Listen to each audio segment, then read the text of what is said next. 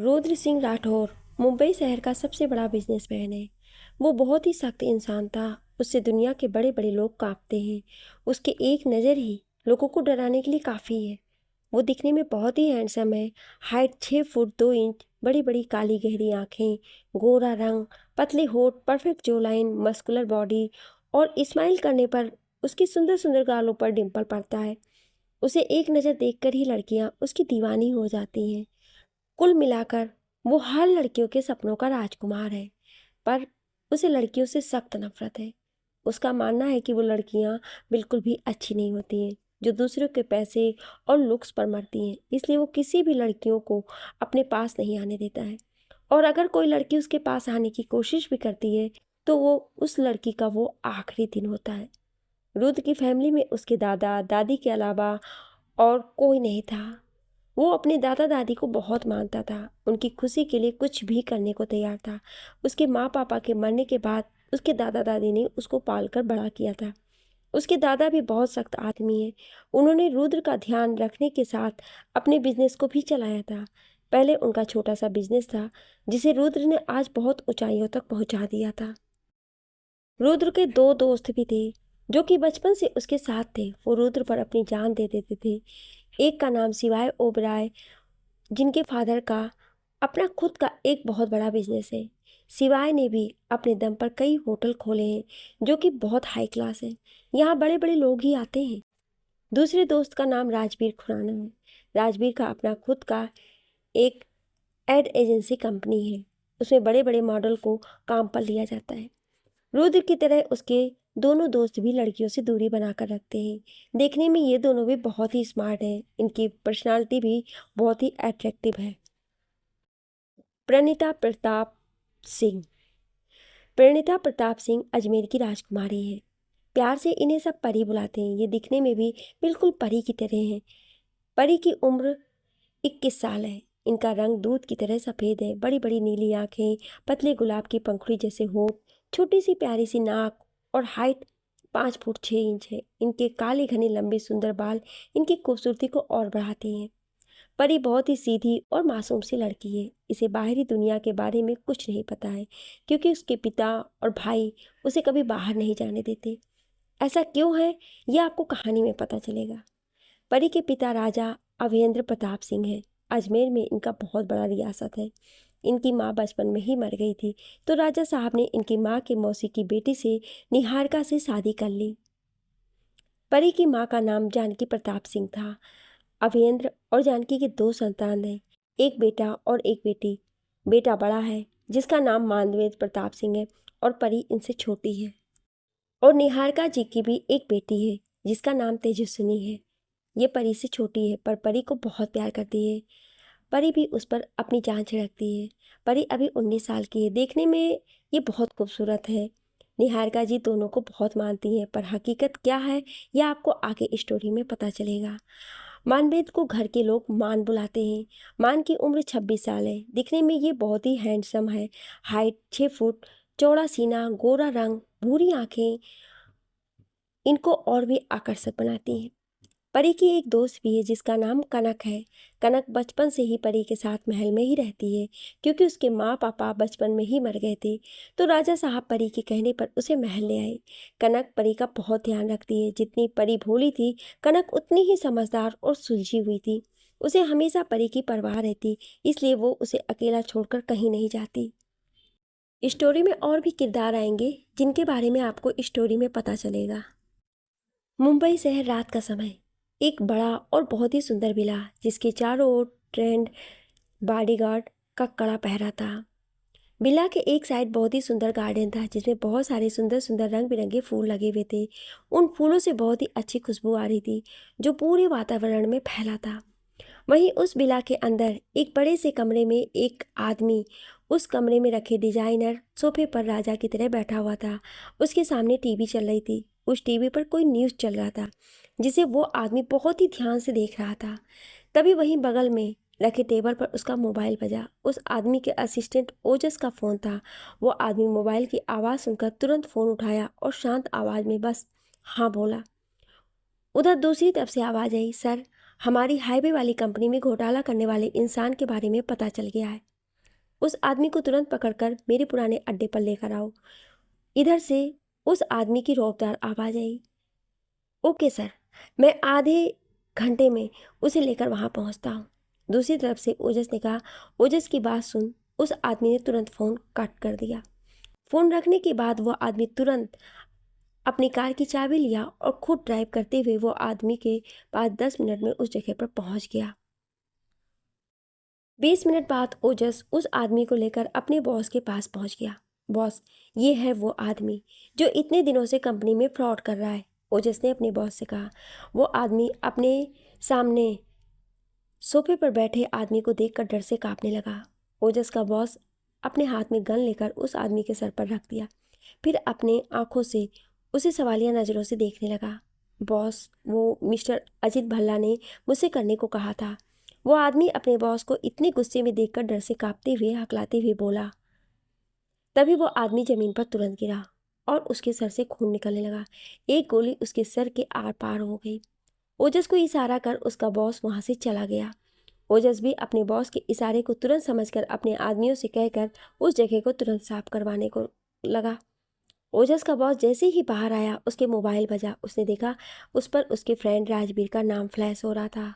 उसने फ़ोन उठाया। यार रुद्र, क्या तू फ्री है? जी हाँ, ये है रुद्र सिंह राठौर, जो कोई मुंबई का सबसे बड़ा बिजनेसमैन है। इनके सामने बड़े बड़े लोग कांपते हैं। इन्हें धोखा देने वाले या झूठ बोलने वालों से बहुत नफरत है। तो अभी यहाँ सिवाय के होटल आ जा, सभी थोड़ा एंजॉय करेंगे। फ़ोन उठाते ही दूसरे साइड से राजवीर की आवाज़ आई। ओके, बस इतना बोलकर कुछ बात सुने बगैर रुद्र ने फ़ोन कट कर दिया। राजवीर फ़ोन करते पर कुछ देर तक फ़ोन को देखता रहा। उसे ऐसे देखकर वहीं पास में बैठा सिवाय सब समझ गया और मुस्कुराने लगा। सिवाय समझ गया कि रुद्र के फ़ोन तुरंत काटने से राजवीर ऐसे अजीब तरह से फ़ोन को घूर रहा है। अब तो क्यों हंस रहा है? सिवाय को हंसता देख राजवीर ने उसे घूर कर देखते हुए बोला। सिवाय बस नाम में सिर हिला दिया। सिवाय के पापा का मुंबई में एक अच्छा बिजनेस है और सिवाय अपने दम पर बहुत सारे होटल खोले हैं। उनमें से सनशाइन होटल बहुत फेमस है। हे भगवान, मुझे ही ऐसे दोस्त मिलने थे। दोनों के दोनों ही बिल्कुल बोरिंग है। राजवीर ने ऊपर देखते हुए ऐसे बोला मानो भगवान ऊपर से उसकी बात सुन रहे हों। रुद्र राजवीर के कहने पर तुरंत ही अपनी कार में बैठकर सनशाइन होटल की ओर निकल पड़ा। कुछ ही देर में रुद्र होटल के बाहर अपनी कार रोकी, फिर कार को पार्किंग में लगाकर तुरंत होटल के अंदर गया। वहां जाकर वो एक प्राइवेट रूम में गया जहां पहले से ही राजवीर और सिवाय थे। रुद्र पहले उस रूम में बने वाशरूम में गया और कुछ देर बाद शावर लेकर बाहर आया तो यहाँ अक्सर आता ही था। उसके कपड़े भी वहाँ एक कबाड़ में रहते थे। फिर रुद्र भी उन दोनों के सामने रखे एक सोफे पर जाकर किसी राजा की तरह बैठ गया। अब रुद्र ने ब्लू जीन्स और वाइट शर्ट पहन रखा था जिसमें वो बहुत हैंडसम लग रहा था। राजवीर और सिवाय सब समझ गए कि रुद्र अभी कहाँ से आया है, तो वो दोनों एक दूसरे को एक बार देखे, फिर रुद्र की ओर देखा जो मोबाइल में कुछ चेक कर रहा था। कुछ देर में वहाँ एक वेटर अपने हाथ में कुछ ड्रिंक्स और स्नैक्स लेकर आया और वहीं सामने रखे टेबल पर रखकर रूम से बाहर चला गया। वेटर के जाते ही तीनों कुछ देर बातें किए और साथ में ड्रिंक्स करने लगे। 1 घंटे बाद तीनों बाहर आए और रुद्र की कार की तरफ बढ़ गए। दोनों आज रुद्र के विला में रुकने वाले थे। जैसे ही राजवीर ने कार के पीछे का डोर खोला, वहां एक लड़की को सोता हुआ देखकर चौंक गए। जैसे ही राजवीर रुद्र के कार का डोर खोलता है तो उसे एक लड़की दिखती है जो सो रही होती है। राजवीर ये देखकर चौंक जाता है। क्या बात, अब रुद्र, तू तो छुपा रुस्तम निकला यार। राजवीर ने हंसते हुए रुद्र की तरफ देखकर बोला। रुद्र और सिवाय दोनों ही राजवीर के पीछे थे तो वो अभी उस लड़की को नहीं देखा था, इसलिए दोनों पहले एक दूसरे की तरफ देखे, फिर राज की तरफ। रुद्र अपने सवालिया नज़रों से देखा। अब ऐसे मत देख मुझे, मैं तो इसके बारे में बोल रहा था। रुद्र की सवालिया नज़रों को देखकर राजवीर ने कहा, फिर इशारा करते हुए कार में सोई लड़की की ओर दिखाया। रुद्र अपनी कार में किसी लड़की को सोए देख गुस्से से भर जाता है। वो तुरंत आगे बढ़कर देखता है। उस लड़की के चेहरे पर उसके बाल बिखरे हुए थे, इसलिए उसका चेहरा नहीं दिख रहा था। रुद्र गुस्से से अपने एक हाथ को आगे बढ़ाकर उसके बाल को उसके चेहरे से हटाता है। अब उस लड़की का चेहरा साफ साफ दिखने लगता है।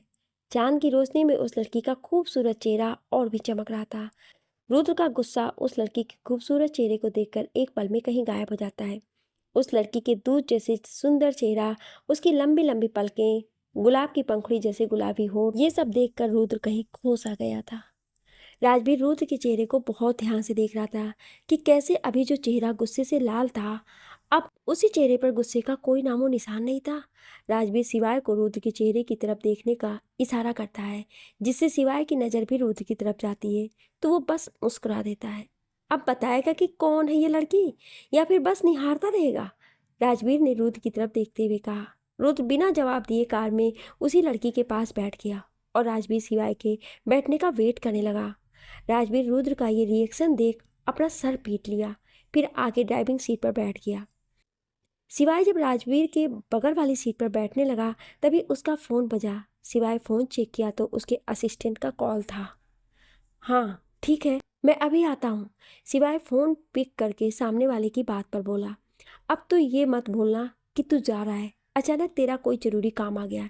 राजवीर ने सिवाय की बात सुनकर तुनक कर बोला। राजवीर की बात सुन सिवाय मुस्कुरा दिया। मैं फिर कभी तुम लोगों के साथ आऊँगा, अभी कुछ अर्जेंट वर्क आ गया है, सिवाय ने सीधे लफ्ज़ों में कहा, फिर कार से निकल गया। वैसे लड़की अच्छी है, सब कुछ पता कर मुझे भी बताना। सिवाय ने वहाँ से जाने से पहले रुद्र के पास जाकर धीरे से कहा। सिवाय की बातें सुनकर भी रुद्र के चेहरे का कोई एक्सप्रेशन नहीं बदला।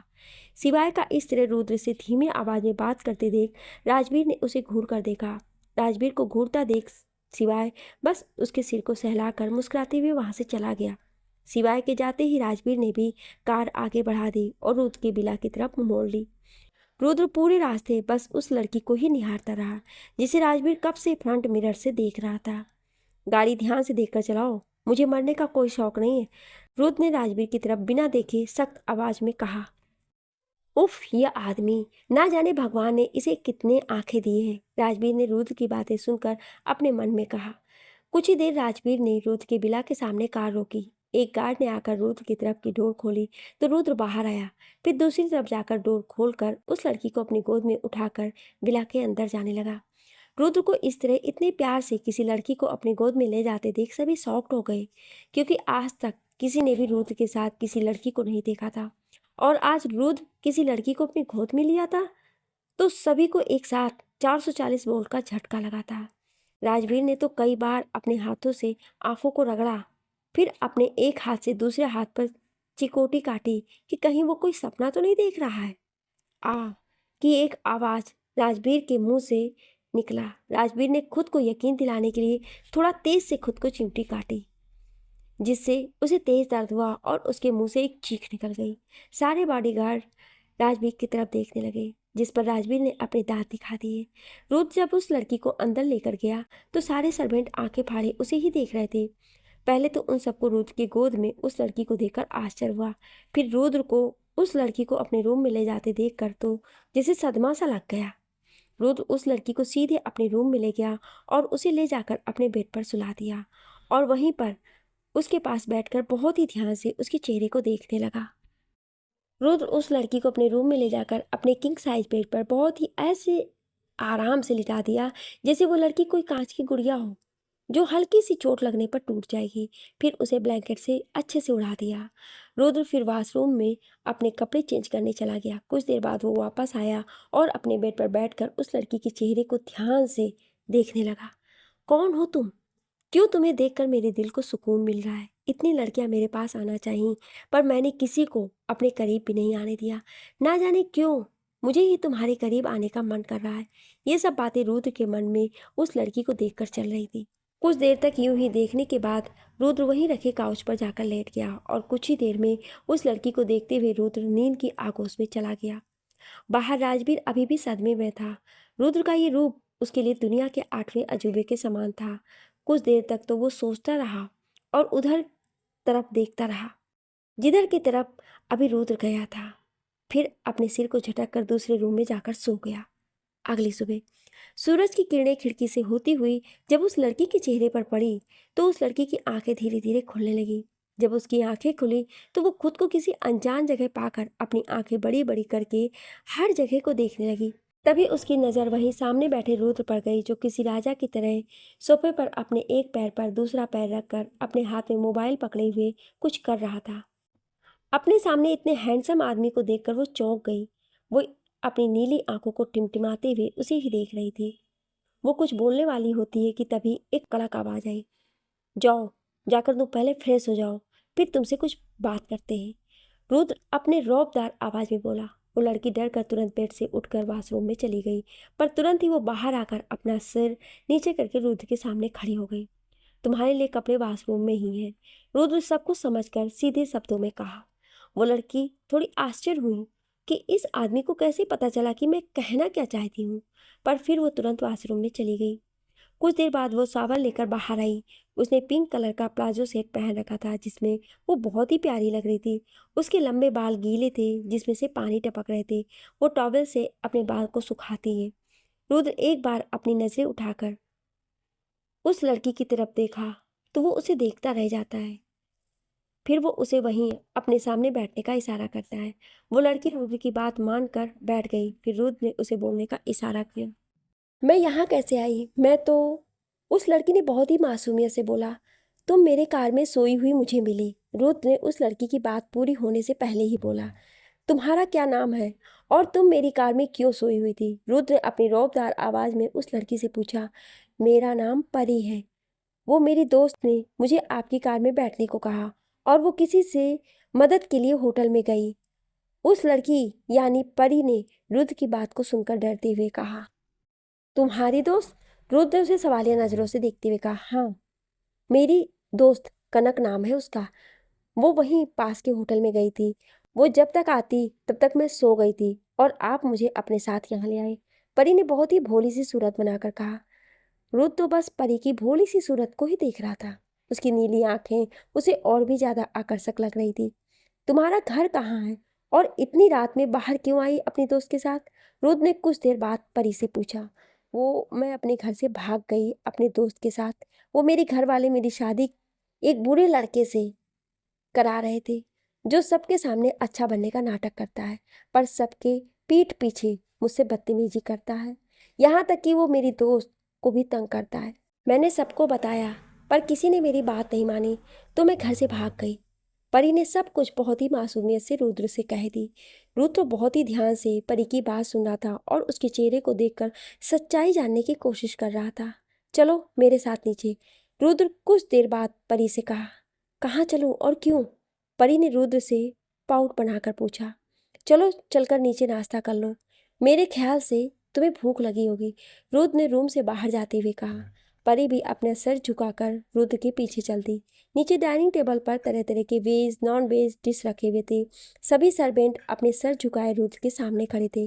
पहले तो सब परी को रुद्र के साथ नीचे आते देख चौंक गए। फिर रुद्र ने जब अपनी तीखी नजरें उन पर डाली तो सभी ने अपनी नजरें नीचे करके चुपचाप खड़े हो गए। अचानक परी के चीखने की आवाज आई। नहीं, सभी परी की चीख सुनकर घबरा गए। सभी सर्वेंट सर झुकाए रुद्र के सामने खड़े होते हैं। तभी परी के चीखने की आवाज आई। सभी सर्वेंट डर गए। रुद्र ने भी परी की तरफ देखा तो परी अपना एक हाथ अपने मुंह पर और अपना दूसरा हाथ अपने सर पर रखकर खड़ी थी। क्या हुआ? तुम इतनी तेज क्यों चीखी? रुद्र ने परी को घूर कर देखते हुए पूछा। वो आप लोग खूनी हो? हाँ, यहाँ के सारे सर्वेंट खूनी हैं। इन सबको आप सजा दीजिए। परी पहले रुद्र के घूरने से डर गई, फिर हकलाते हुए बोली। सारे सर्वेंट परी की बात सुनकर डर गए और डरते हुए मुरझाया सा चेहरा बनाकर रुद्र की तरफ देखने लगे, मानो कह रहे हो कि उन्होंने किसी का खून नहीं किया है। ये तुम किसके खून के करने की बातें कर रही हो? रुद्र परी की तरफ अपनी सवालिया नजरों से देख कर पूछा। वो इन लोगों का, ये कहकर वो सामने डाइनिंग टेबल पर रखे डिशेस की तरफ इशारा की। रुद्र एक बार डाइनिंग टेबल की तरफ देखा और फिर वो बिना कुछ कहे डाइनिंग टेबल पर बैठ गया। फिर वो परी को भी बैठने का इशारा किया। हे भगवान, ऐसे खाने को हम खाना तो दूर अपने हाथ भी ना लगाएं। परी अपनी आंखें बड़ी बड़ी करके खाने को देखते हुए कहा। ये तो जानवरों को मारकर बनाया गया है। यहाँ काम करने वाले लोगों ने बेचारे मासूम जानवरों का खून किया है। आपको इसकी जरूर सजा मिलेगी। भगवान सब देख रहा है। परी पहले सर्वेंट की तरफ देखकर कहा, फिर ऊपर की तरफ देखकर बोली। इनके लिए आप लोग कुछ वेज डिशेस ला कर दें। रुद्र अपने सर्वेंट की तरफ देखकर बोला और खुद खाने के लिए अपने हाथ बढ़ाए। नहीं, आप ये सब खाकर पाप के भागीदार हो जाएंगे और हम ये कभी नहीं होने दे सकते। रुद्र के हाथ को पकड़कर उसे खाने से रोकते हुए परी ने कहा। तुम चुपचाप बैठकर अपना नाश्ता करो, वरना अपने आदमियों से कहकर तुम्हें तुम्हारे मासूम जानवरों के पास जंगल में फेंकवा दूंगा। जो सर्वेंट उसके लिए नाश्ता ला रहे थे उनकी तरफ इशारा करते हुए रुद्र ने थोड़ी कड़क आवाज में कहा। परी रुद्र के कड़क आवाज में बोलने पर थोड़ा डर गई और तुरंत वही डाइनिंग टेबल पर बैठ गई। निर्दयी इंसान। परी रुद्र की तरफ तिरछी निगाह से देखते हुए मुंह बनाकर अपने मन में ही कहा, ना जाने ये निर्दयी इंसान खुद को क्या समझता है, मानो ये कहीं का राजा हो। अरे राजकुमारी तो मैं हूँ, पर ये इंसान खुद को ही राजा समझ रहा है। परी ने खुद में ही बड़बड़ाते हुए कहा। ये सब बोलते हुए परी अजीब अजीब तरह के मुंह बना रही थी, जिससे वो बहुत ही क्यूट लग रही थी। रुद्र परी के चेहरे को अपनी तिरछी निगाह से देख रहा था। परी का इस तरह मुंह बनाकर खुद से बोलना उसे और भी आकर्षक लग रहा था। मैंने सब सुन लिया है, रुद्र ने परी की तरफ देखे बिना कहा।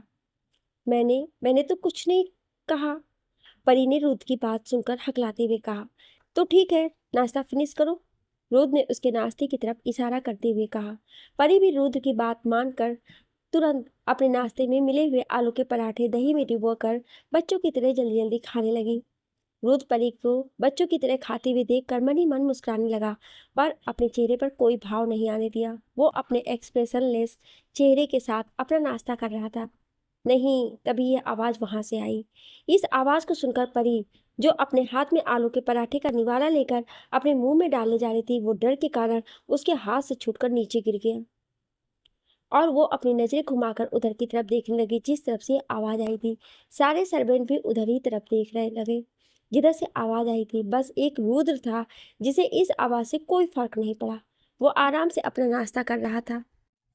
बस अब यही देखने को रह गया था, एक लड़की क्या आई, मेरा दोस्त तो मुझे ही भूल गया और मुझे छोड़कर अकेले अकेले नाश्ता कर रहा है। ओह, ये सब देखने से पहले मर क्यों नहीं गया। राजवीर डाइनिंग टेबल के पास आते हुए अपने सर पर हाथ रखकर एक्टिंग करते हुए कहा। राजवीर के इस तरह बोलने पर परी उसे अजीब तरह से देख रही थी, मानो वो कोई दूसरे ग्रह से आया हुआ प्राणी हो। पर रुद्र को इन सब की आदत थी। वो कुछ भी रिएक्ट नहीं किया और अपना नाश्ता फिनिश कर वहां से उठकर वहीं हॉल में रखे सोफे पर जाकर बैठ गया, अपना काम करने लगा। राजवीर ने रुद्र को देखकर अपना मुंह बना लिया। वैसे कैसी हो आप स्लीपिंग ब्यूटी बेबी। राजवीर परी की तरफ देखकर अपने दांत दिखाकर बोला। Sleeping beauty baby. परी ने खुद में बुदबुदाया पर कुछ बोली नहीं और हंसकर राजवीर की तरफ देखा। मैं रुद्र का सबसे प्यारा दोस्त हूँ, राजवीर नाम है मेरा। अपने दांत दिखाते हुए राजवीर परी से बोला। मेरा नाम परी है। परी ने भी अपना नाम बताते हुए राजवीर से कहा। फिर दोनों बातें करते हुए अपना अपना नाश्ता करने लगे। रुद्र परी को इस तरह राजवीर से खुश होकर बातें करते देख अंदर ही अंदर उसे जलन हो रहा था। अचानक रुद्र ने कुछ ऐसा सुना कि उसने गुस्से से अपनी मुट्ठी भींच ली। अचानक राजवीर की कोई बात सुनकर रुद्र ने गुस्से से अपनी मुट्ठी भींच ली। हम दोनों की जोड़ी एकदम परफेक्ट है ना, like made for each other. Rajveer ने परी से हंसते हुए कहा। पर राजवीर के इस बात को सुनकर रुद्र को बहुत गुस्सा आ गया। गुस्से में उसके हाथों की नसें उभर गईं। वो अपनी खा जाने वाली नजरों से घूरकर राजवीर को देखने लगा। तभी रुद्र का असिस्टेंट ओजस वहां आया और रुद्र की तरफ ऐसे देखने लगा मानो वो रुद्र कुछ पूछने का इंतजार कर रहा हो। तभी रुद्र सोफे पर से उठते हुए उसे स्टडी रूम में आने का इशारा किया और खुद एक बार राजवीर और परी की तरफ देखा, जो अपने में ही बात करने में मस्त है। फिर अपना सिर झटक कर स्टडी रूम की ओर चला गया। स्टडी रूम में ओजस रुद्र के सामने एक फाइल दिया और चुपचाप वहीं खड़ा रहा, इस इंतजार में कि उसके बॉस कब उसे बोलने के लिए इशारा करेंगे। इस फाइल में परी से जुड़ी सारी जानकारी थी, जिसे इकट्ठा करने के लिए रुद्र ने कल रात में ही ओजस से कह दिया था। रुद्र एक नज़र उस फाइल को देखा, फिर रुद्र ओजस की तरफ देखकर बोलने का इशारा किया। बॉस, मैडम का पूरा नाम परिणीता प्रताप सिंह है। ये अजमेर की राजकुमारी है। इनकी उम्र 21 साल है। इनके पिता राजा अभयेंद्र प्रताप सिंह हैं। इनकी माँ का इनके पैदा होते ही मृत्यु हो गई थी। मैडम को पालने के लिए इनके पिता ने दूसरी शादी कर ली। मैडम की सौतेली माँ इन्हें बहुत परेशान करती हैं, पर ये बात ना इनके पापा जानते हैं और ना ही मैडम के बड़े भाई मानवेंद्र प्रताप। इसी कारण मैडम की सौतेली माँ मैडम की शादी एक बहुत बिगड़े लड़के से तय कर दी है। पर यह बात मैडम के भाई और पापा को नहीं पता है। मैडम को वो लड़का ठीक नहीं लगा, तो वो अपनी खास दोस्त कनक के साथ महल से भाग गई। रुद्र के इशारा करने पर ओजस ने सब कुछ एक सांस में कह दिया। रुद्र सारी बात सुनकर ओजस को जाने का इशारा किया, जिसे समझकर ओजस तुरंत रूम से बाहर चला गया। मिस परी, मुझे तुम्हें देखकर ही एहसास हो गया था कि तुम किसी अच्छी फैमिली से हो, पर तुम तो राजकुमारी निकली। Interesting, very interesting. तुमने मुझे पूरा सच नहीं बताया। अब इसकी पनिशमेंट के लिए तैयार हो जाओ। रोज अपने मन ही मन ये सब कहकर मुस्कुरा रहा था। दूसरी तरफ हॉल में परी और राजवीर दोनों ही हाल में बैठकर बच्चों की तरह पिलो फाइट कर रहे थे। पिलो पूरी तरह से फट चुका था। तभी राजवीर के चिढ़ाने पर परी ने दूसरा पिलो उठाकर राजवीर की तरफ फेंक कर मारा, पर राजवीर तुरंत नीचे झुक गया, जिससे वो पिलो जाकर सामने से आ रहे रुद्र को लग गई। ए, मैं बच गया। मुझे नहीं लगा, राजवीर परी को चिढ़ाकर बोला। पर परी को शांत और घबराए हुए देखकर थोड़ा आश्चर्य हुआ। फिर परी जिधर देख रही थी उसकी नजरों का पीछा करते हुए वो देखता है रुद्र वही पिलो हाथ में लिए हुए गुस्से में खड़ा होता है। वो भी एक पल को रुद्र को गुस्से में देखकर घबरा जाता है। अरे रुद्र, तुम लाओ, इससे बच्चे खेलते हैं, बुढ़े नहीं। उसके पास जाकर उसके हाथ से पिलो ले लिया, अपने दांत दिखा दिए। लगता है आज अंकल से डांट खाने का इरादा है। लगता है अंकल से कहकर तुम्हारा एडमिशन किंडरगार्टन में कराना होगा। रुद्र राजवीर को गुस्से से घूरते हुए बोला। अरे यार, तू तो बुरा मान गया। मैं तो मजाक कर रहा था, राजवीर ने अपने दांत दिखाकर बोला। पर मैं बिल्कुल सीरियस हूँ, रुद्र ने उसी तरह राजवीर को घूरते हुए बोला। राजवीर अब समझ गया कि वो अब रुद्र के गुस्से से नहीं बच पाएगा, तो वो तुरंत परी को बाय बोलकर वहां से ऐसे भागा मानो उसके पीछे कोई भूत पड़ा हो। परी तो बस अपनी आंखें बड़ी बड़ी करके राजवीर को जाते हुए एक टक देखती रही। तभी अचानक उसे अपने ऊपर किसी की नजरों की तपिश का एहसास हुआ। वो जैसे ही उस तरफ देखी तो रुद्र उसे ही घूर कर देख रहा था। उसने तुरंत अपनी नजरें नीचे कर ली। मेरे साथ रूम में आओ। रुद्र ऊपर रूम में जाते हुए परी से अपने कोल्ड वॉइस में बोला। अब क्या होने वाला है परी? तू तो गई, ये निर्दयी इंसान ना जाने क्या करने वाला है। परी अपना मुंह बनाकर बड़बड़ाती हुई खुद से बोली, फिर रुद्र के पीछे पीछे रूम में चली गई। रुद्र रूम में पहुंचकर वहीं रखे सोफे पर अपने एक पैर पर अपने दूसरे पैर को रखकर किसी राजा की तरह बैठ गया। परी उसके सामने जाकर अपने सिर नीचे करके खड़ी हो गई। उस समय ऐसा लग रहा था जैसे किसी बच्चे को उसका टीचर पनिश करने के लिए खड़ा किया हो, और वो बच्चा पनिशमेंट के डर से अपनी नजरें नीचे करके खड़ा हो। हाँ, तो तुमने क्या बताया था अपना नाम? फिर कुछ देर रुककर परिणीता प्रताप सिंह, यही है ना? रुद्र ने परी की तरफ अपनी डेविल स्माइल से देखते हुए कहा। परी तो रुद्र के मुंह से अपना पूरा नाम सुनकर शॉक्ड हो गई। शौक से उसकी आंखें फैल गईं। एक बड़ा सा बहुत ही सुंदर कमरा, जिसको बहुत ही डिसेंट तरीके से महंगे सामानों से डेकोरेट किया गया है। उसी कमरे के बीचों बीच में एक बहुत ही सुंदर round shape king size bed पर एक लड़की लेटी हुई है, जो दिखने में काफी सुंदर है। उसके लंबे बाल बेड पर फैले हुए हैं। उस लड़की को देखकर ऐसा लग रहा है मानो वो लड़की बहुत ही सुकून की नींद में मस्त सोई हुई है। तभी उस कमरे के बाथरूम का डोर खुला और एक लंबा चौड़ा लड़का बाहर आया। वो लड़का अभी अभी शॉवर लेकर आया था, तो उसके शरीर पर सिर्फ एक टॉवेल बंधा था और उसकी अपर बॉडी पर उसने कुछ नहीं पहना था। उसकी बॉडी देखकर ऐसा लग रहा था मानो उसने जिम करके अपनी बॉडी को काफ़ी मस्कुलर बनाई हो। उसके बॉडी पर बने एब्स बहुत ही अच्छी तरह से दिखाई दे रहे थे। वो लड़का सीधे उस बेड पर सो रही लड़की के पास गया और उसके चेहरे पर बिखरे उसके बालों को पीछे कर उसे बहुत ही ध्यान से देखने लगा। आखिर ऐसी कौन सी कशिश है तुम में, जो खुद सिवाय सिंह ओबेराय तुम्हारी तरफ ना चाहते हुए भी खींचा चला रहा है? सिवाय ने बेड पर सो रही लड़की को देखते हुए अपने मन में कहा। यह लड़का कोई और नहीं, सिवाय है। सिवाय उस लड़की को देखकर कल रात के मोमेंट को याद करने लगा। फ्लैशबैक। सिवाय जब रुद्र और राजवीर के साथ रुद्र के घर जाने वाला था, तभी उसे किसी काम से वापस अपने होटल जाना पड़ा। होटल में अपनी एक मीटिंग अटेंड कर वो अपने रूम में आया और वो सीधे बाथरूम में शावर लेने के लिए चला गया। कुछ देर बाद जब वो शावर लेकर रूम में आया तो अपने बेड पर सो रही एक लड़की को देखकर उसे बहुत ही तेज गुस्सा आया। व्हाट द हेल, ये कौन हो तुम, और मेरे रूम में कैसे आई तुम? सिवाय ने गुस्से से बेड पर लेटी लड़की से कहा। सिवाय उस लड़की का चेहरा नहीं देख पा रहा था, क्योंकि उसके बालों ने उसके चेहरे को ढक रखा था। उस लड़की ने पतली सी रेड कलर की कट स्लीव वाली नाइटी पहनी हुई थी। रेड कलर की नाइटी में उसका गोरा रंग और भी चमक रहा था। ये नाइटी बिल्कुल उस लड़की के शरीर से चिपका हुआ था, जिससे उसके शरीर के हर अंग अच्छी तरह से पता चल रहा था। सिवाय के गुस्से से बोलने पर भी जब वो लड़की नहीं हटी तो सिवाय का गुस्सा सातवें आसमान पर पहुंच गया। वो तुरंत गुस्से से उस लड़की के पास गया और जैसे ही वो उसको पकड़कर उठाने वाला था, तभी उस लड़की के दर्द से कराहने की आवाज़ से सिवाय के कानों में पड़ी। सिवाय तुरंत उस लड़की के चेहरे पर बिखरे बालों को अपने एक हाथ से एक साइड किया और उस लड़की के चेहरे को देखा तो बस देखता ही रह गया। गोरे गाल जो कि थोड़े रेड हो गए थे, सुर्ख लाल मुलायम होठ जो कि दर्द के कारण थोड़े कांप रहे थे। वो लड़की अपनी अधखुली आंखों को बार बार झपकाकर सामने वाले इंसान को देखने की नाकाम कोशिश कर रही थी, पर कर नहीं पा रही थी। सिवाय ने जब उसके लाल पड़े चेहरे को देखा तो उसे थोड़ा अजीब लगा। उसने तुरंत उसके माथे को छुआ तो वो चौंक गया। वो आग की तरह जल रहा था। हेलो, सुनो, तुम यहाँ कौन हो? यहाँ मेरे रूम में कैसे पहुंची? सिवाय ने उसके गाल को थपथपा कर पूछा, पर वो लड़की ने कुछ नहीं कहा। लगता है किसी ने इसे ड्रग देकर मेरे रूम में भेज दिया है, सिवाय ने अपने मन में कहा। वाह, ये कितना ठंडा है, प्लीज ऐसे ही रहने दो ना, उस लड़की ने सिवाय की बॉडी को अपने हाथों से टच करते हुए कहा। सिवाय ने अभी भी शॉवर लिया था और उसने सिर्फ पैजामा पहन रखा था और अपर बॉडी पर कुछ नहीं पहना था। नहाने के कारण अभी उसकी बॉडी थोड़ी गीली थी, जिसे छूकर उस लड़की को ठंडेपन का एहसास हो रहा था। वो लड़की बार बार अपने हाथों से सिवाय की बॉडी को टच कर रही थी, जिससे सिवाय का खुद पर कंट्रोल करना मुश्किल हो रहा था। अचानक वो लड़की सिवाय को एक झटके में अपने ऊपर खींच ली और उसे अपने बाहों में भर लिया।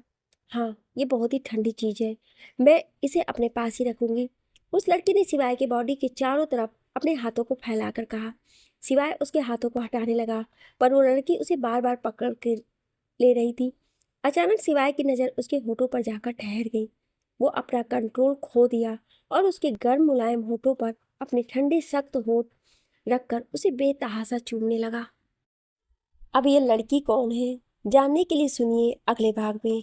क्या आप अगला भाग सुनना चाहते हैं तो कमेंट में यस जरूर लिखिएगा। Thank you.